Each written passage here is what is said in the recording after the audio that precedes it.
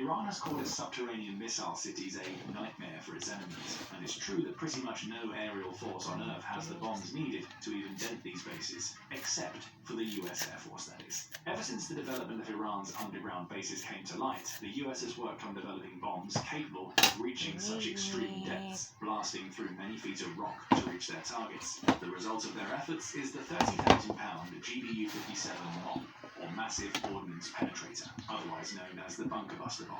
Far greater in size and power than any previous bunker busters ever created, the GBU-57s are over 20 feet long and can only be carried by big bombers like the B-2, and they're capable of penetrating up to 200 feet of reinforced concrete or earth. Now that's not quite enough to reach the Iranian facilities situated more than 300 feet below the surface. However, the US has gone one step further to improve this technology. It's found a way to use precise GPS guidance technology to allow B-2s to drop multiple bunker busters on the same spot. So the first one could burrow 200 feet into the ground, while the second one follows its path and hits much deeper down in order to reach the subterranean bases. Hour 6, so with each equipped with 2 of these bombs, giving them enough firepower to target bases as far as 400 feet underground, the B-2s would fly over Iran to their targets, soaring to heights of up to 50,000 feet above ground. Some would likely head west to the Zagros mountain range, while others would chart a course north, aimed at the bases beneath the Elburz mountains. Meanwhile, US analysts based in underground command centers would keep tabs on various real-time data feeds, ready to redirect and advise the aerial forces if they're spotted by Iranian radars or targeted by either ground-based weapons or Iranian air forces, which includes the likes of MiG-29 and F-14 fighter jets. Those jets are not as capable or powerful as those at the disposal of the American forces, but would still be capable of dealing some serious damage to any B-2s that cross their path. However, it would be unlikely that the Iranian radars would even manage to detect the B-2s. As mentioned, these jets are immensely stealthy, with distinctive flying wing shapes that help keep them hidden from enemy radar screens. They're also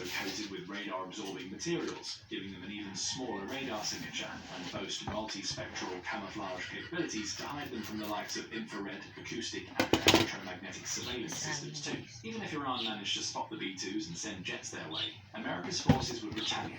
Growlers would continue to flood the airwaves with static noise, confusing enemy surveillance systems. F-18 Super Hornets would be more than a match for the Iranian F-14s and MiGs. Hour 7. Thanks to this cloaking technology, the B-2s should be able to stealthily and safely make their way to their targets. Once in position, they could deploy their bunker buster bombs, one after another. The bombs, guided by military-grade GPS systems, would hit their targets with pinpoint precision. The first wave would blow huge holes in the ground, while the secondary bombs would fly directly into those craters and connect with the bases beneath. The bombs would have to be dropped from heights of around 20,000 feet, so the B-2s would descend before releasing them. This gives the bunker busters time and space to adjust in air in order to hit their targets. Then the B-2s could rise back up, safe and hidden among the clouds. In an instant, colossal amounts of Iranian military hardware would be destroyed, and years of the country's hard work in its nuclear program would be wiped out. Hour 8. As soon as the first bombs fell, Iran would be sure to respond. It could deploy some of the many anti-air missile launchers it has hidden in the underground labyrinth, bringing them to the surface, firing off missiles into the sky, and then bringing them back down to relative safety before reloading and repositioning.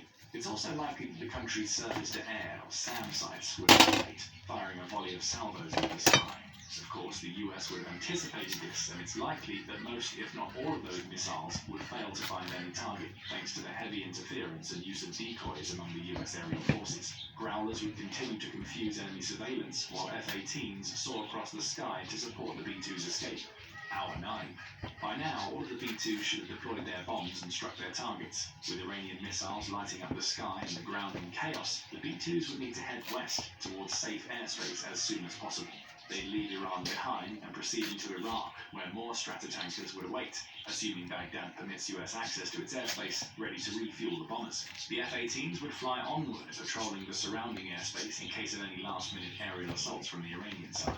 Then, once they were out of the danger zone, the US fleet could retreat to the safety of Diego Garcia once more, land at one of the many other safe US military bases in the region, or even begin a flight back to the US. All in all, over the course of a single day, US bombers could wreak havoc on Iran's nuclear program and military bases, even those that Iran thinks are among the safest and most secure on the planet. Its missiles could burrow deep beneath the earth, blasting away huge chunks of mountainous landscapes to reach the bases underneath, dealing unprecedented damage in a matter of minutes. Iran is confident it could rebuild, even if it suffered such an attack, with former Israeli Deputy National Security Advisor Chuck Freilich stating, Iran has the requisite knowledge today to reconstitute the program, even after a completely successful attack. Military action is thus no longer an option for eliminating the program, only for gaining time.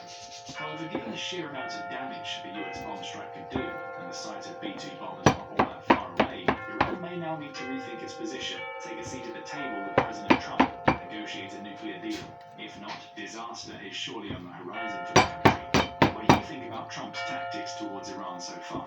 Could a B-2 bombing run actually happen in the not-too-distant future? Let's